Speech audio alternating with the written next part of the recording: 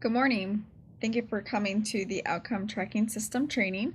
My name is Lindsay Terry Stein and I work for the Ohio Department of Developmental Disabilities in the Division of Policy and Strategic Direction. I am the lead person for the Outcome Tracking System, so I have helped do the rewrite for the system along with all the testing. And going forward, I will also be working on any bugs that come up, pulling the data for everybody in the field, and answering any of your questions that you may have within these trainings. Today, we are going to kind of talk about the background, overview, and the changes of the outcome tracking system. Currently, we are moving towards the system for the fall. Previously, it was the Employment First outcome tracking system, and we'll kind of go over why we made these changes.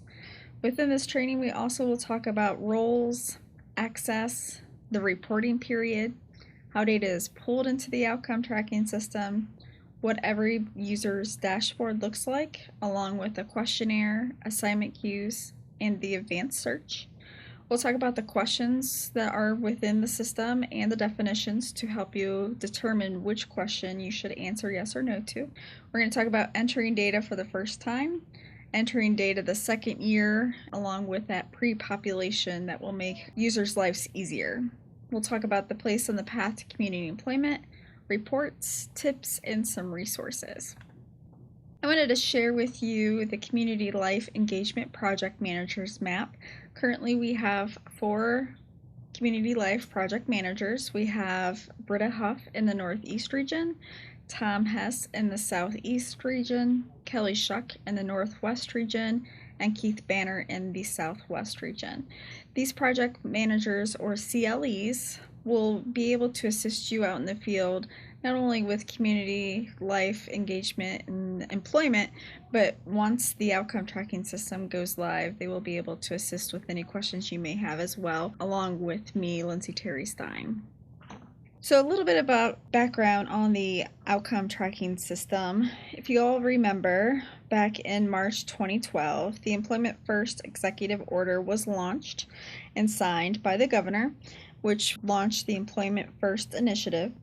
And this initiative indicated that all people with developmental disabilities are presumed capable of community employment.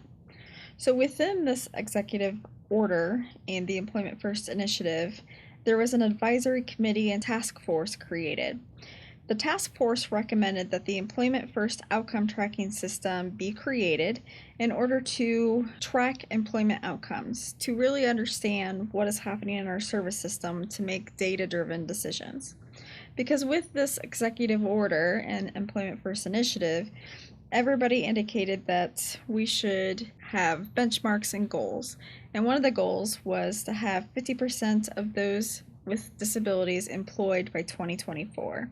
So the thought was that the Employment First outcome tracking system would be able to capture that data and to determine whether or not we have reached that goal. So the Employment First outcome tracking system was built and launched, and unfortunately the system was not working as it should. We listened to you users out in the field and heard loud and clear that the system was not user-friendly. It was having issues with speed, it wasn't gathering the data that we needed, it wasn't allowing users to input data as needed accurately, and it allowed users to delete other entries.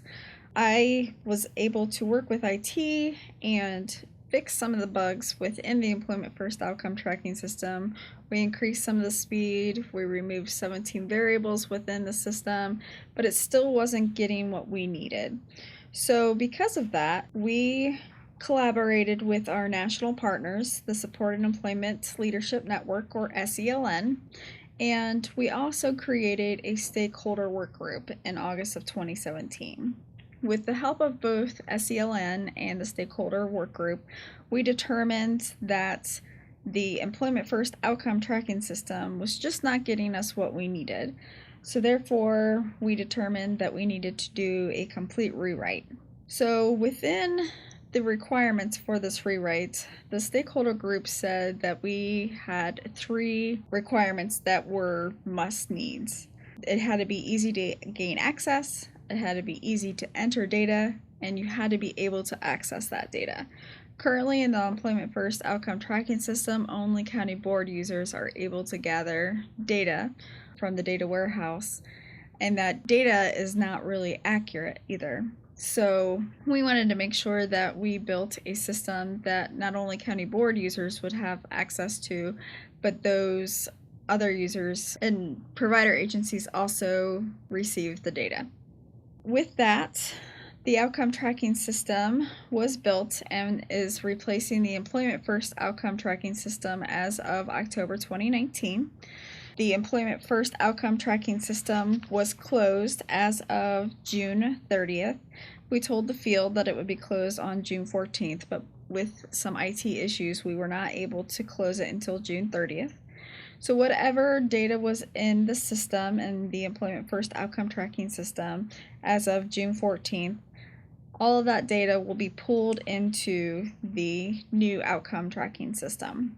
In October of 2019, OTS, or the Outcome Tracking System, will be launched. So currently, the Employment First Outcome Tracking System is closed. You do not have to enter data in there. If there are edits or changes that are needed, that's fine. You can keep that on your side, but you do not have to enter it into any system until the fall. So with this new system, with the 3 requirements the work group had indicated, the easy to gain access, easy to enter data, and easy to access data, we needed to be able to understand the big picture of our data. So the Employment First outcome tracking system wasn't really getting us to the data that we needed to understand whether or not we were going to reach our goal of 50% of individuals employed by 2024. So the work group in SELN helped us determine some questions and the bigger picture. And so we determined that we wanted to know and understand how people are spending their days. So this new outcome tracking system is not going to capture the individual outcomes that are identified within a person's plan. It's going to focus on those larger system outcomes that are happening within our DD system. So how many people are employed in the community? How many people are employed in facility-based work? Those types of larger outcomes. This data will allow us to align our policies, procedures, and approach legislation regarding our work to improve how people live, work, and play in the communities by asking for more funding or changing rules and regulation. So the big picture changes that we will go more into detail, but I just wanted to give you guys an overview of all of that. Some of the big changes with this OTS system is that all adult day and employment providers will be pulled into this system. In the Employment First outcome tracking system, previously only employment providers were pulled in, so this is a big change. Also, individuals residing in ICFs will be pulled into OTS. This was never pulled into EFOTS, and the reason why we are pulling both adult day and individuals in ICFs is because we want to see that whole picture that we were talking about earlier for Ohio. If we don't have all of the individuals represented in our data, then we're not going to truly understand if we are making that 50% by 2024. Another big change is that the provider of service will enter the data. So if you remember in the Employment First outcome tracking system, when it first launched, the counties were able to determine whether or not they were going to be accountable for entering the data into EFOTS or if they wanted the providers to do it. So 50% of the counties determined that they wanted to enter it, and the other half decided that the providers would enter it. So we didn't have consistent data entry across the board. And when provider agencies were in multiple counties, it was confusing for them because in 2 of their counties, they may have been required to enter the information, but then their other 3 counties, the county board was supposed to enter. So it was very confusing for all users.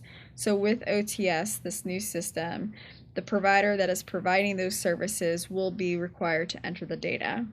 And if the person is living or working in a different place where you as either the ICF or the county board and you are not providing those services, you have the ability to assign that individual to the appropriate provider, and we'll go through that more in detail. Another big change is that users will enter data once a year. Previously, users continuously entered data.